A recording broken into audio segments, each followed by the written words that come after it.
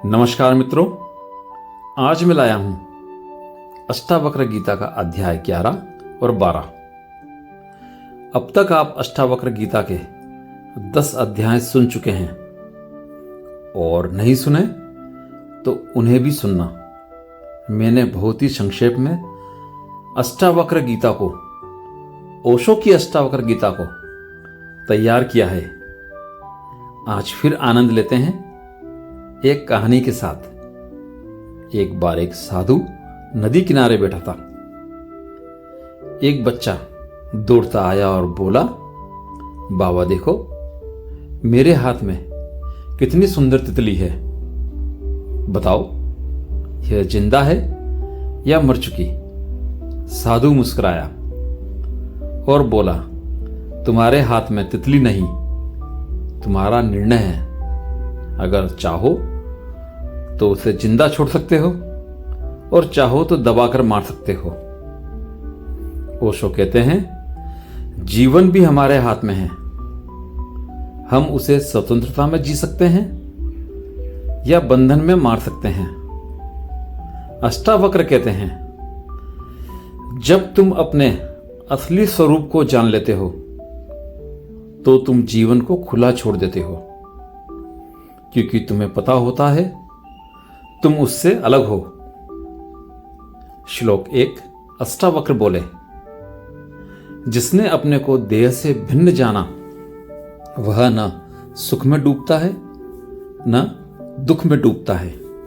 ओशो कहते हैं, जब तक तुम अपने को शरीर मानते हो हर चोट तुम्हें लगती है, हर सुख तुम्हें घेर लेता है, लेकिन जैसे ही पहचान बदलती है तुम देखते हो यह सब तो सिर्फ बाहर हो रहा है।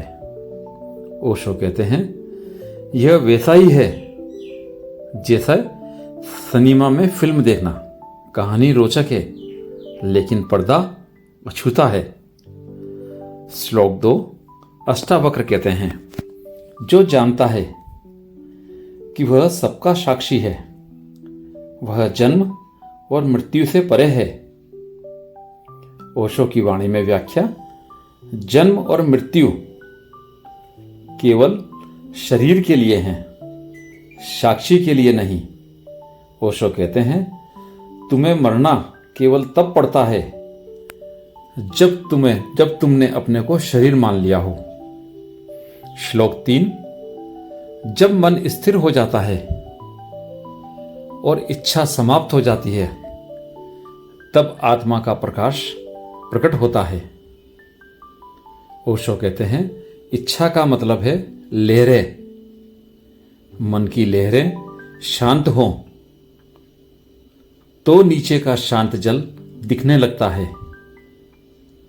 ओशो कहते हैं, ध्यान वही है मन की सतह को शांत कर देना ताकि गहराई में उतर सको। श्लोक 4।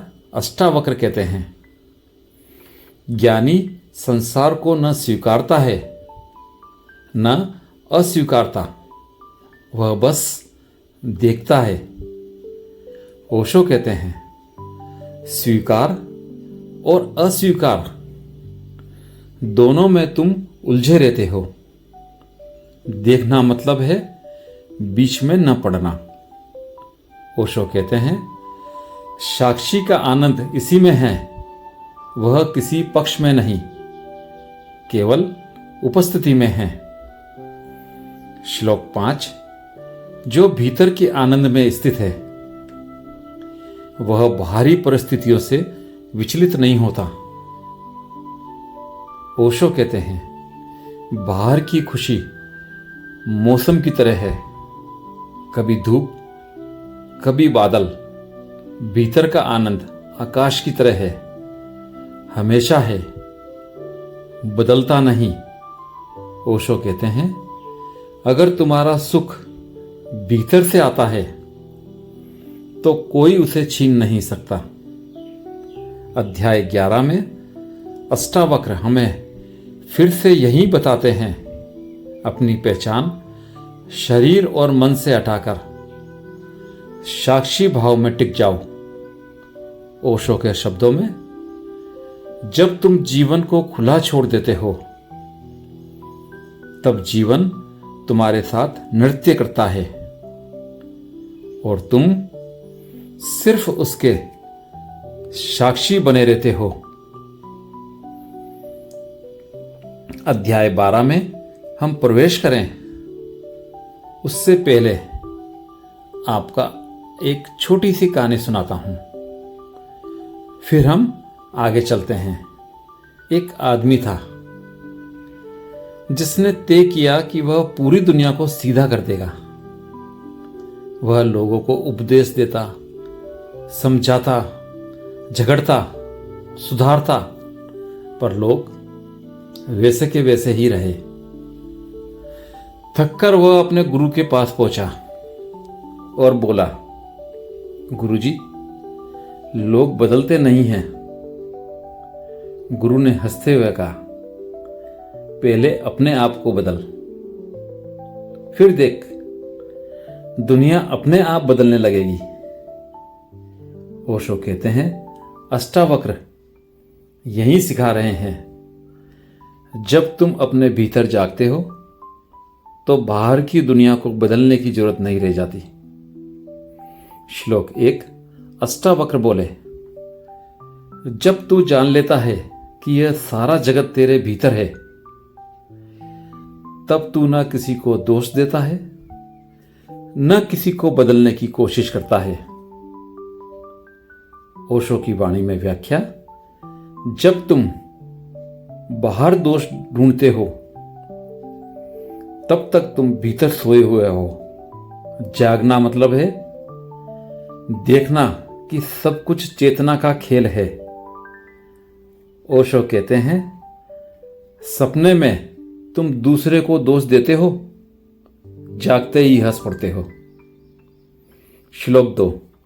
अष्टावक्र कहते हैं, ज्ञानी जानता है मैं शरीर नहीं, मन नहीं, मैं सबका साक्षी हूं। ओशो कहते हैं, तुम्हारी असली पहचान बदलते विचारों और अनुभवों में नहीं है, बल्कि उस स्थिर उपस्थिति में है जो सबको देख रही है। ओशो कहते हैं, तुम मंच पर खेलते किरदार नहीं हो, तुम वह दर्शक हो जो पूरा नाटक देख रहा है। श्लोक 3। अष्टावक्र कहते हैं, जो अपने स्वरूप में स्थित है उसके लिए कहीं जाना, कुछ पाना, कुछ छोड़ना सब व्यर्थ है। ओशो की वाणी में व्याख्या, हम हमेशा सोचते हैं कुछ मिलेगा तो सुखी होंगे, कुछ खो देंगे तो दुखी होंगे, पर जब भीतर टिक जाते हो तो पाना खोना खेल बन जाता है। ओशो कहते हैं, समुद्र लहरों के आने जाने से परेशान नहीं होता। श्लोक 4। अष्टावक्र कहते हैं, संसार में जो कुछ भी घट रहा है वह स्वप्न के समान है, आता है जाता है।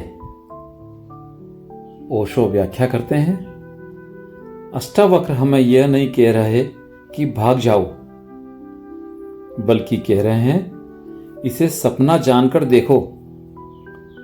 ओशो कहते हैं, जब तुम्हें पता हो कि यह सपना है तब तुम इसमें खेल सकते हो, पर बंधोगे नहीं। श्लोक 5। अष्टावक्र कहते हैं, जो भीतर आनंद में स्थित है उसके लिए संसार केवल एक लीला है। ओशो की वाणी में व्याख्या, लीला का मतलब है खेल। जब भीतर आनंद है तो जीवन गंभीर बोझ नहीं लगता, बल्कि एक उत्सव हो जाता है। ओशो कहते हैं, ध्यान का चरम यही है, जीवन को एक उत्सव की तरह जीना। अध्याय 12 में अष्टावक्र हमें भीतर मोड़ते हैं, बाहर सुधारने के बजाय भीतर साक्षी में लौटने के लिए। ओशो के शब्दों में, दुनिया वैसी ही रहेगी, पर तुम्हारी आंख बदल जाए तो सब कुछ नया हो जाएगा। धन्यवाद।